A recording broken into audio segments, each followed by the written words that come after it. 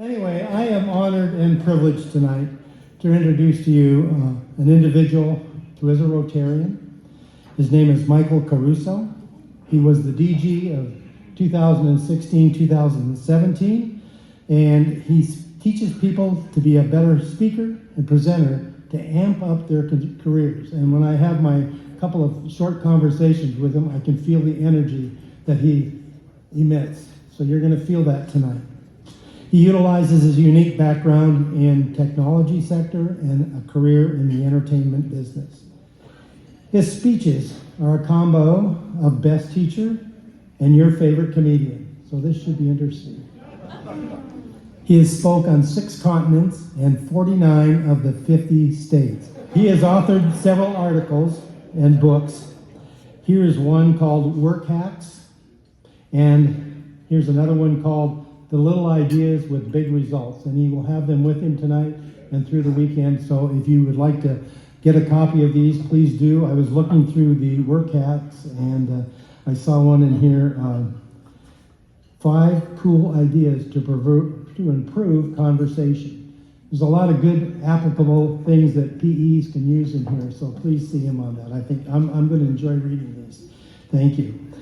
Michael, as I said, is a lifetime Rotarian of Rotary Club of Troy, Michigan, and again, DG 2016 and 17, plus other positions at the zone level. So he's had a varied experience as a Rotarian.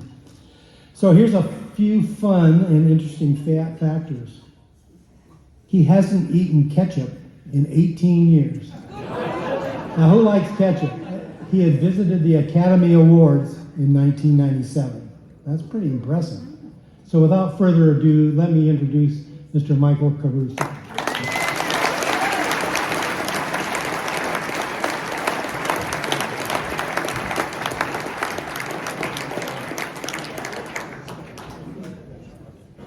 Well, it's so good to be here tonight. Did you enjoy your dinner? Yeah! President-elect, let's hear from you. Are you excited? Yeah! Woo, I think we are. Such an honor to be with new leaders and people that are getting ready to do something big, because there is a real energy to it. I heard energy in Tom's talk. There's energy in the room tonight. I know you're super excited, and we're going to do everything we can to get you ready for your year as president. It's an amazing venue. Can we agree on that? This hotel. It hasn't always been a DoubleTree. I hear before this it was a Red Lion, and before that it was a place called the Thunderbird. It was also built the same year as the airport in 1963. Did you know this? And not perhaps, ironically perhaps, it has the same floor plan as the airport.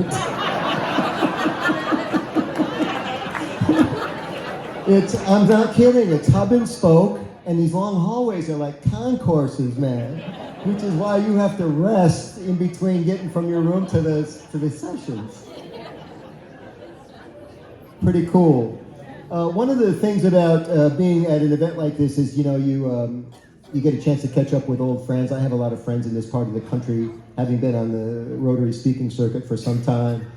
And it used to be before Facebook, you had to tell everybody all the new stuff, but now everybody's kind of up to speed. I just wanted to share 2 things with you that are new in my life.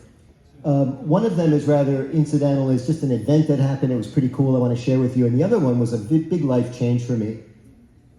The incidental thing, the event, was a 5K that I ran in January. I've committed to running a 5K every year now, as long as I can. So it's my little thing. It's nothing. It's fine, 5K. But here's the thing, in January, I live in Michigan. And it was 5 degrees on the day I did the 5K.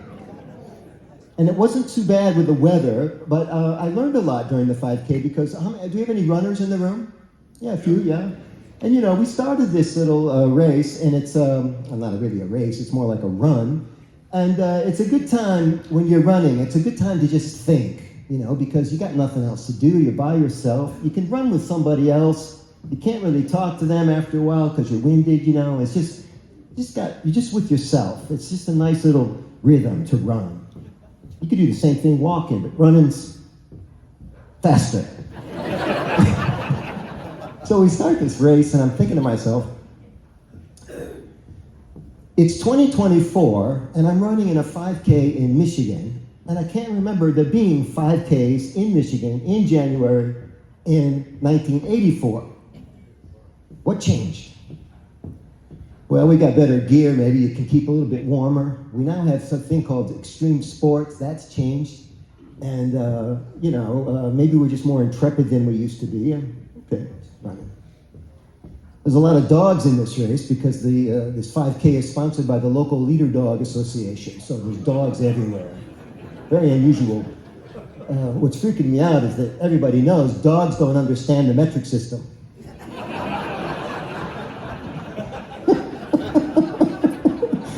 But they're still running in this 5K.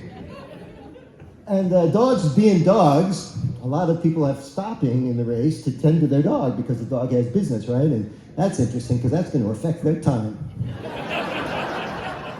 And I'm running, you pass people in a 5K and then they pass you, and sometimes they pass you again. It's just how it goes. And I pass this guy and he's carrying a plastic bag, got a dog, and he's carrying a plastic bag. And this is only 1K into the 5K. And I said to him, I bet you're looking for a trash can. And he said, yeah, I am. He said, I hadn't planned this far ahead. And I thought to myself, because it's a 5K, I'm just thinking. And I said, we're the best educated society in the history of civilization, and we're still walking around carrying dog poop.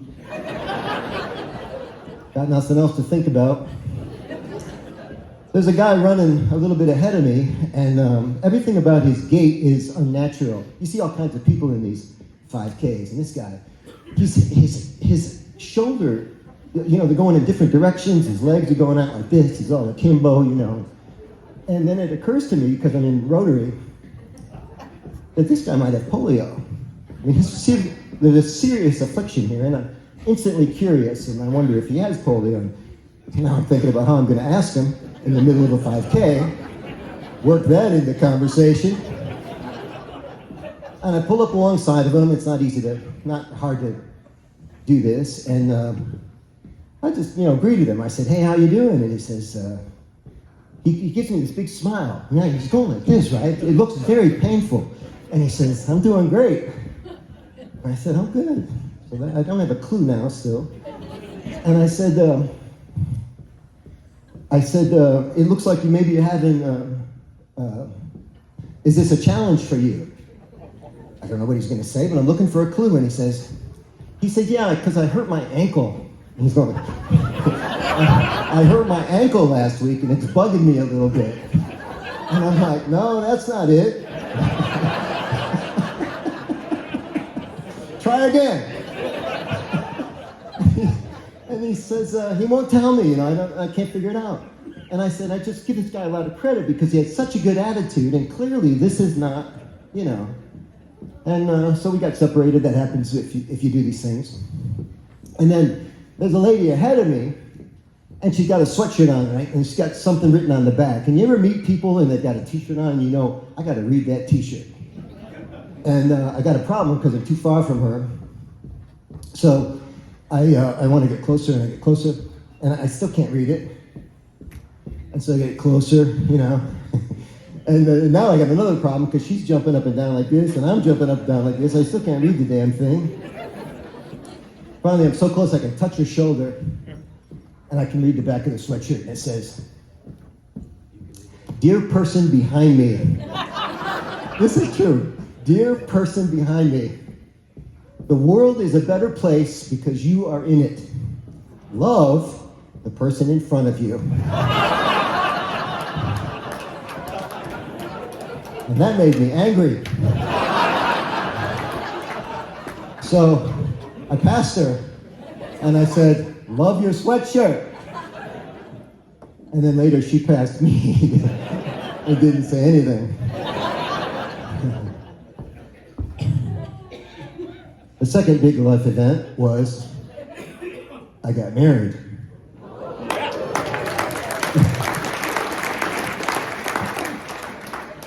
And that was easier than the 5K.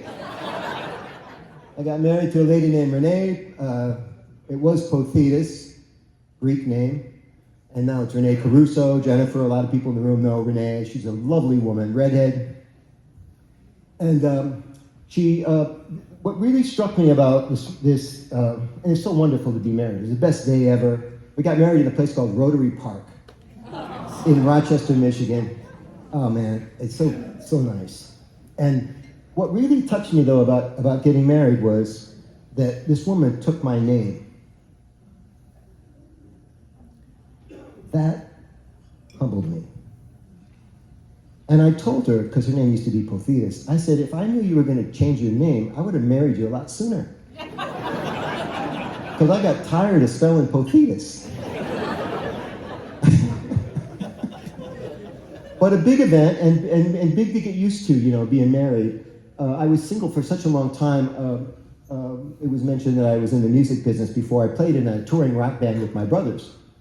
And we toured North America in college circuit and the clubs and stuff like that. We opened for Rick Springfield and Corey Hart and Joan Jett. You remember these acts? And Billy Joel has a new song. Yeah. It's terrific, yeah. This thing about getting married, it made me appreciate all of the women that I had dated prior that were not a good fit. You got to find stuff in life that's a good fit. I lived with a woman for a while, and I knew it wasn't a good fit because she wanted a cat, and I didn't want any pets. So we compromised and got 2 cats and a dog. Not a good fit. See? And so what I want to talk to you today about is how to become an amazing club president. And if you want to write some stuff down, we're also making a video of this so that you can get the video later on. But I think these tips will really help you. I'm speaking at 5 pets this year. I have a rarefied look at what works and what doesn't work in the Rotary world. And I'm happy to give you a little heads up here about what you're expecting, what's around the corner for you. And as we go, to give you some freebies that Alan will put up on the screen when it's time. So get out your cameras because you're going to be texting and perhaps shooting a couple of QR codes from time to time. So here's a big thing now. I tell people, because I do a lot of speaker coaching, and everybody wants to be, a speaker, thinks all they have to do is become a better speaker. But you need a bunch of other things. You need a platform to become a speaker. And I teach people how to do it. Here's what I'm going to tell you. I use with the speakers the same analogy I'm going to use with you today, and that is, if you're going to grow a garden, you need 5 things. I bet you can guess what they are. I'll give you a hint. You need a W, and you need the 4 S's. What's the W? Water. Yeah, easy, right? Water. Can't have a garden without water, right? 4 S's. What are they? Soil. Seed, good. Sun, excellent, and shit, that's exactly right. You thought I was going to say fertilizer, didn't you? But here's the thing. You need all 5 of those things at the same time, don't you? No water, no garden. No sun, no garden. All 5 at the same time. And being a killer club president, a really good club president, you need 5 things. You need membership. All roads lead to membership. Remember that. If you have more members, it solves all your problems. If you're lacking in money, you get more members, you have more money. Right? So that's the second thing. Money. Members, money. You need marketing, which is a buzz. This is people talking about your club. Alan's put up a slide for the Get the Word Out Now Facebook group. It's free. And this is a very unique Rotary Facebook group because you get marketing strategies in the group. Please do not post what you're having for lunch at your next club meeting. These people don't care. Besides, it's chicken. Nobody cares. There are people from all over the world. They're not going to come to your club for chicken. We go to this group to get marketing strategies that work. It's a very unusual Facebook group. So we have members, money, that's the second thing that you need. You need marketing. Number 4, you need a mission. You need something to do. The club has to do something, right? And you need movement, and that means succession plan. Who's going to be president after you? Who's going to be the membership chair after the current membership chair? Because this idea of somebody sitting in a position until, God forbid, something bad happens to them. And of course, the smaller clubs have issues with this, don't they? Because you have to recycle the leadership. So C number one, more members solves that problem. I'm going to tell you how to solve the problem in just a minute. So to be an amazing club president, you're going to need to be what's called a cheerleader in chief. And this I learned in my year as president. It burns a lot of calories to be cheerleader in chief. You are always building people up, telling them how great they are, telling them that this can be done. Come to the next meeting, it's going to be amazing, right? Over and over and over again. And you got to say it even when you don't believe it. Because if you don't say it, nobody says it. This is what it means to be the leader. You set the tone. So cheerleader in chief. Number two is that you would become a professional event planner. Because you're going to have to make, see the heads nodding, you have to make things happen. And I'll give you a hint on this one. It's not just programming the speaker for your next Wednesday meeting. Anybody can do that. Because it's easy to find average speakers. They're all over the place.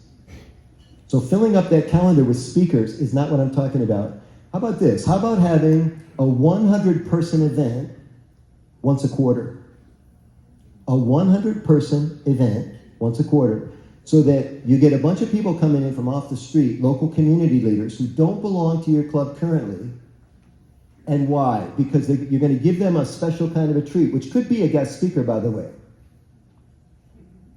And at this 100-person event, you collect emails, because that's what the registration page does now, and then you use a technique called remarketing, and you retarget these people with your future promos. Some of those 100 people are going to be in line to be members of your club. Some will be benefactors and people that will give money to you. But now you're thinking about what that would do to your membership pipeline, and I said membership was everything. If you could do a 100-person event once a quarter. I'll even help you with this. I'll toss this in. I hadn't planned to tell you this. I do a professional development seminar. I don't charge for it. And this event has raised over $250,000 in North America to date. I'm going to raise $1 million before I'm done. And it works like this. I come to your town, sponsored by your club, to attract, you use me as fish bait. It doesn't have to be me, but I'm going to do it for free. If you find another speaker to do it for free, you should use them. You use the speaker as fish bait, and you have these 100 people come in, and you charge them, say, $60 a piece. Some numbers. That's $6,000 in revenue, right? 60 at 100. $60 for 100 people, 6,000. You get $4,000 in sponsorships, and you've got 10K. We try for 11 because we want you to net 10K. That's the promise. And I promise you, it's paint by numbers. Anybody can do it. I only do a couple of these a year because I'm still working. But this is the formula. Get 100 people that come to an event once a quarter. Your club will be in high cotton, as they used to say. Okay? So we have you as the chief, a cheerleader in chief. You're now a professional event planner. And you want to become a better speaker if you're going to be a president. Because you're going to do 50 more speeches next year than you did this year. And you're going to do 12 BODs. What's that? Board of Directors meetings. And you're chairing that meeting too. And some of those meetings, you'll be pressed into service verbally more than your club meetings, because you're going to be trying to change things within the club. And you're going to need some power of persuasion. Everything is a presentation. Every email, every phone call, every text is a presentation. And so we need to get good at it. Alan has put up a slide for the Present Like a Pro group, also free. Are you getting enough free stuff? And this is also on Facebook, and it's ongoing speaking tips. Very useful for anybody that's about to become a club president. So you're cheerleader-in-chief, event planner, you're going to be a better speaker, and you need a legacy goal. It's called a President Legacy Goal. How will people remember you in 5 years? Let's make it positive. Because you do it now and it's not always positive. Oh yeah, that's the guy that almost ruined the club, you know? So that's the person that moved us to a better location. That's the person that told us we were going to raise 5x in funds, and we did it. That's the person who started the Viva La Vino event that is now our annual event. That could be you. And you can do it with EREY, every Rotarian every year. You can do it in the other examples that I shared with you just now. And then finally, I want you to think about your own leadership arc. For the first time ever in a PETS convention, a PETS conference, somebody said up here that we're looking for people to run PETS. We're looking for help. Where are you going to be after your president year? Please tell me that's not the only, you're the highest point in your Rotary arc. So you could get involved with the PETS organization. You could get involved with so many. Rotary's an amazing animal. All these tentacles going out, right? And there's so many opportunities for you. I hope that you take advantage of them. And it's not too late to start thinking about the next opportunity. Make sure you do a good job with the presidency first. Now, I told you I was going to help you solve some of these problems, and the way to do that is to get into problem-solving mode. So one of the things, everybody says set goals, Good goals have numbers, right? Everybody says the same thing. But part of setting good goals and reaching those good goals is not getting distracted by the bad stuff. They're called distractions for a reason. So in some cases today, I'm sorry to say this, it's called gaslighting, which is there are bad actors out there actually trying to distract you from stuff. There's a commercial on television right now for Cascade, the soap, the dishwasher soap, and the line is, I wrote it down, that even partial loads save 80% less water, or use 80% less water. Partial load of the dishwasher. I heard this, I'm like, who's doing that math? It uses less water than washing the dishes by hand, but you gotta run the dishwasher. There's hot water in the dishwasher.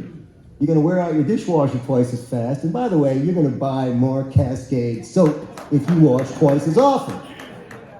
You're welcome. Here's another one. You're gonna hate me for this one because this one's in your medicine cabinet at home. There's a drug called Phenylephrine. Y'all know what it is? Did I say it right? It's in NyQuil. We've known that this drug is ineffective for 20 years. And in 2022, it sold $1.8 billion of product. Because y'all been gaslit. I gotta get some NyQuil so I feel better. And it's a placebo. It doesn't really work. Sorry. You're Rotarians, you like the truth, right?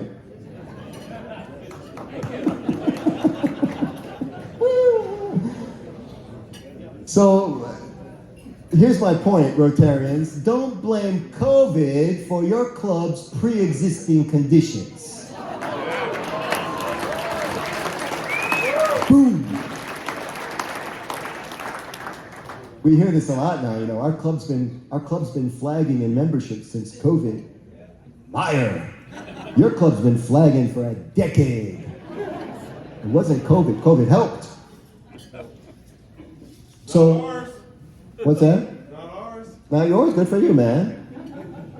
So the thing is with when you're trying to get to the root of a problem is you have to identify the real problem. And the problem is super hard to solve if you are part of the problem. And your club may be contributing to its own demise or, shadow. And I see some heads nodding, so, maybe we're onto something here. But think about this. I mean, smarter people than us have fallen for this, right? Think about bubonic plague. There's been 3 cases of bubonic plague, the most recent in the mid-18th century. Yeah? And, when they're trying to solve this, they had no clue for the first 2 times. The third time it finally happens, they start to isolate a problem. They think the problem solving. It's the cats. The cats are causing bubonic plague. They started killing cats or whatever, not letting them in the house. And then another smarter guy says, oh no, it's not the cats. It's the rats that the cats catch and bring home. And then an even smarter person figured out it wasn't the cats, it wasn't the rats, It's the fleas on the rats. So it's not easy to get to the source of the problem. You have to really focus to get there. And think about baseball. A recent example, they changed about 3 major rules in baseball, which is sacrosanct, by the way. You don't change the rules in baseball, man. And they knocked a half hour, an average of 30 minutes off of every game. Attendance skyrocketed. And by the way, they identified the problem, but they had the courage to try it. And guess what? Everybody complained anyway. The parking lot attendants complained because they charged by the hour and people were getting out sooner. The vendors in the park complained because if the game's getting out sooner, they're not going to be eating and drinking as much. And the purists will complain no matter what you change. The traditionalists in your club will complain no matter what you change. The purists in your club will complain even if you solve the problem. Do you have the courage to do the right thing? This is your seminal moment. Now is your time to decide. Maybe for years you've been in the club thinking, you know, if I was president of this club, I'd change such and such. That sound you hear is opportunity knocking. Finally, if you're still struggling with the problem and what to do, think about the Amazon's empty chair example. Jeff Bezos came up with this concept. They're at Amazon meetings. And these smart people at Amazon, you know, they're arguing about what to do, and this guy says we should do this, this lady says no, we should do this, they go at it, Bezos is just sitting there like a referee at a tennis match, you know, and they take a break to have a sip of water, and Bezos points to the empty chair. And in Amazon, the empty chair represents who? The customer. Very good. Do you have an empty chair at your board of directors meetings? Or do you have an empty chair when you have those heated discussions in your Rotary club? Because the empty chair is the visitor to your club. If you're confused about what to do, if it's serving the club, ask the visitor. By the way, they won't all tell you the truth. They'll say it's fine. But you keep pushing, you get the truth. No, that's really not working that well. We had a lawyer come to our club one time. We were in this big office building. Jen knows the place, Bank of America. And this lawyer comes down, and our club starts going through all of the protocol, because we're big on protocol in my club. Not so much anymore, some of it's faded, but at the time we were doing a lot of protocol. So they're doing the pledge, and they do the invocation, and there was like several other things that happened at the beginning of the meeting. We start doing the Pledge of Allegiance, and I watch the lawyer's face because she can't remember the words to the Pledge of Allegiance. And then during one of the things, she looks at her watch. Why does she look at her watch, this attorney? Because she bills time in 6-minute increments. And we're taking her out of the office. And she worked in the building. And she never came back. This club wasn't for her. I'm not saying we should have changed the club to accommodate that one attorney and get her in. But if you've got 100 visitors coming to the club and only 5 of them join, something's out of whack. I'll tell you something else. Everybody's all enamored about counting how many people join the club. You want a clue about what's happening? Count your visitors. Because nobody joins Rotary without visiting. How many times? 3 in most clubs. So how many people come the first time? How many come back the second time? Right? We usually know how many come back the third time because they join the club. But where do you lose them? And why do you lose them? If you really want to problem solve, that's what you got to do to get under the hood. You can do it. I want to have some fun before we say goodbye. This is always a highlight of the program. I really enjoy it. It's called Crowd Play. And I would normally come out and visit with you, but this room is shaped like a spaghetti farm. It is so long and narrow, and we're playing to the screens anyway, so let's do this. Carson, could I engage you to remove these trays? Thank you very much. I'm interested in talking to the younger people here today. I know we have some. If you are under 50 years old, 50.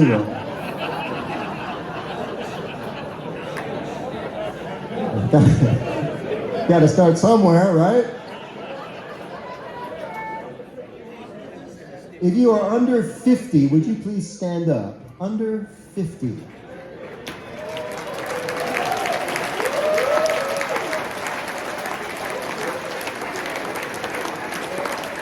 Okay, stay standing, stay standing. If you are under 40, remain standing.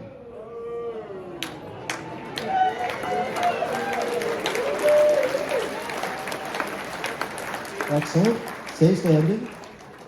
If you are under 30, remain standing.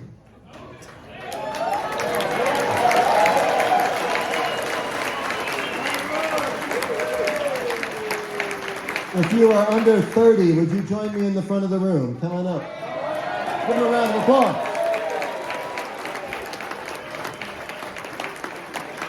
Actually, why don't you come on stage with me if you're under 30? I think we can do this. Come on up. Yeah, no complaining. I know you want to be up here anyway. I have this theory that that younger people love attention, and Rotary has found out a way not to give it to them. Come on up. Arc out into the corner so everybody, no, just you guys arc. So we're going to arc like this, and then we get more people on the stage. Yeah, arc out into the corner there. There you go. Figured it out. Good. Nice, nice. Good looking people. This.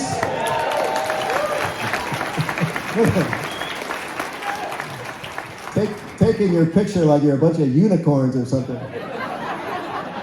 Which you kind of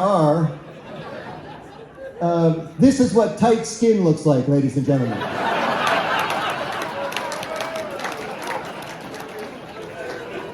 You remember, you used to have it. Let's have some fun. Carson, we got a chance to visit earlier. Give me your name and your club. I am Carson Skaggs from the Burley, Idaho Club. Love it. My name is Curtis Shire. I'm from the Downtown Portland Club. Jamin Jorgensen of the Yakima Rotary. Yes, sir, you are. Whitney Morgan, Boise Centennial. Rhiannon Pittman, South Lake Union, Seattle. Do young people like attention? Sure. Do you like attention? Yeah, as a woman, I do.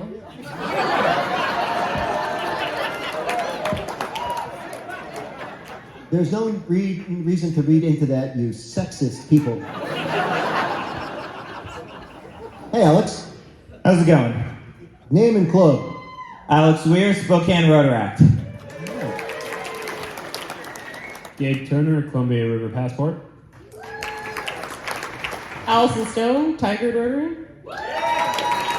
Pranal Patel, Snohomish County Rotaract. Preeti Letterman, Juno 58 Degree Innovators.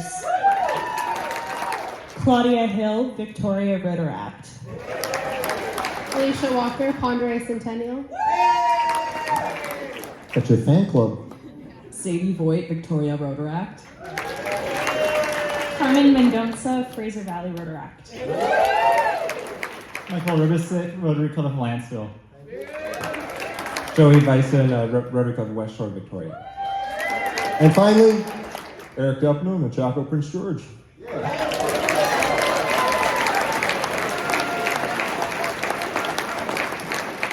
you're all under 30, correct?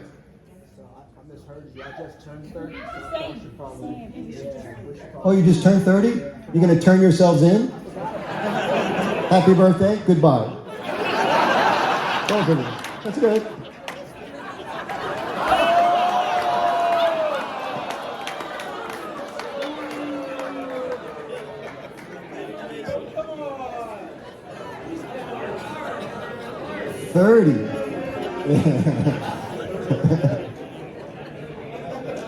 If you're under 28, you can stay on the stage. Under 28. Holy crap.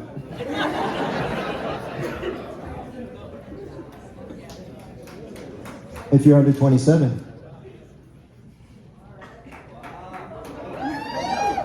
Are y'all 26 or younger? Wow.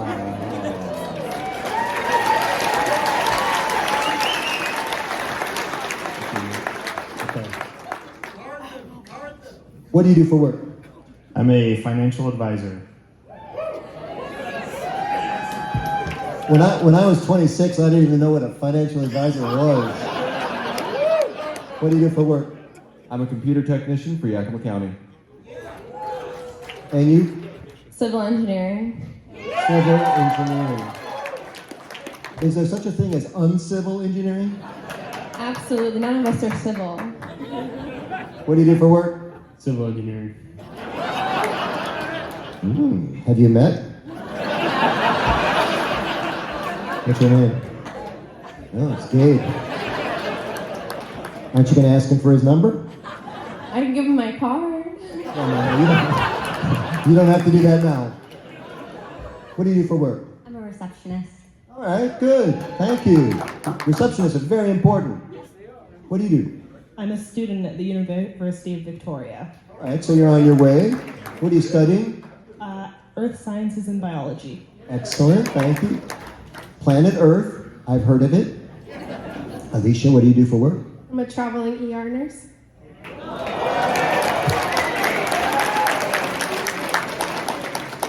So you go find emergencies and then deal with them?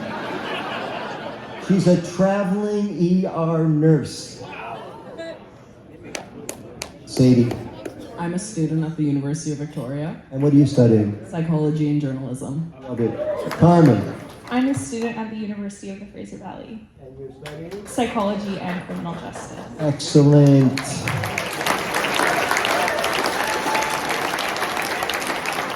What age are you? 26? 24. Did I do 26 or younger or older? You're gone. 25 or older? You're gone.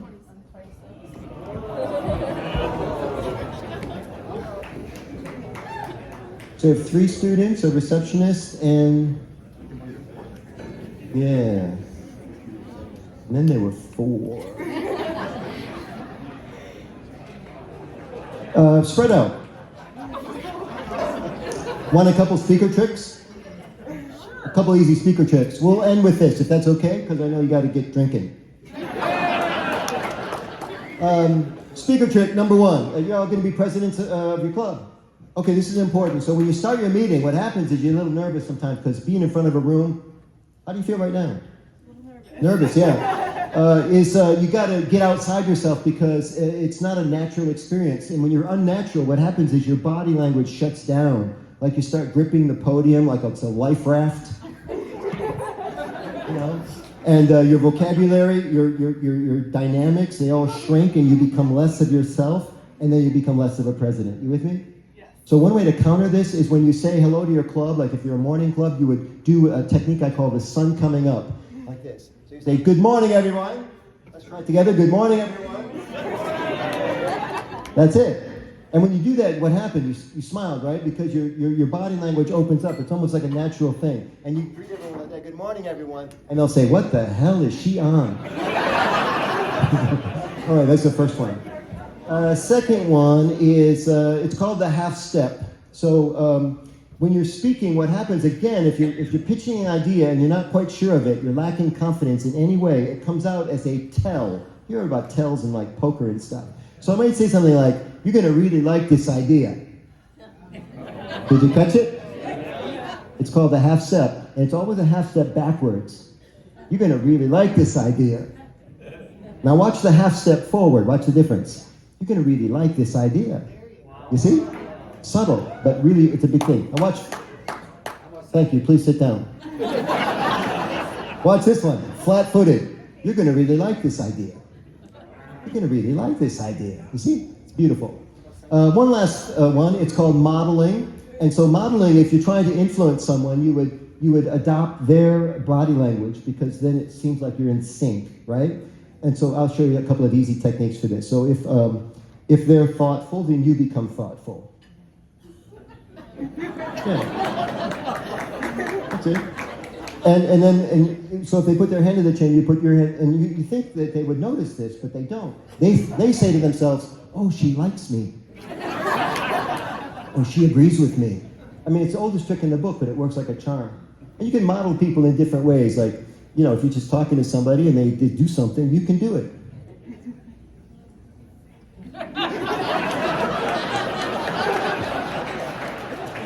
And you know, it doesn't really matter what it is. You just Do it.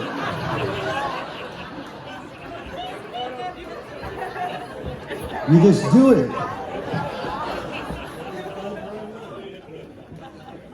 Okay, whatever. How about a round of applause for the youngest people in the room? Good time.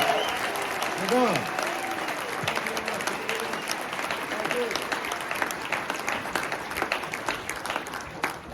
This is my presentation. Somebody said to me earlier, they said, because they were asking me how I got to be first today, and this has never happened, and I thought I would end with this today. Jennifer, you get a kick out of this. So they said, why are you always first when you speak? And I said, that's a good question, because I don't tell anybody I want to be first, but 90 to 95% of the time, I'm the first one at a conference. And this person, who wasn't in the speaking business, says to me, well, maybe all the other speakers are saying they don't want to be first. And that is your first keynote of the weekend. Thank you very much, everybody.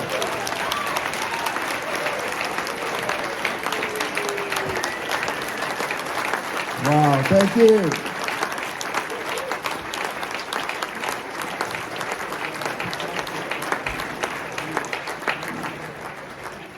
I told you he was full of energy, and I could just sense it in the phone conversation we had a couple of days ago, and then our conversation prior to tonight.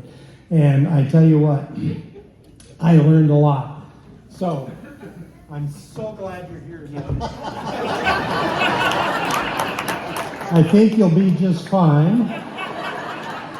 I'd lift my leg, but I'd fall over. So there's some things I'm not going to do. But I want to remind you that he has 2 books. I think you're going to find them great. I just was reading through a couple of them and picked up a couple of tips. And it was an awesome speaking engagement. And,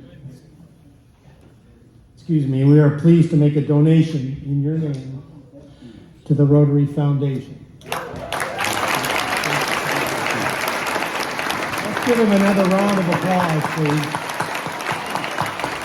Good job.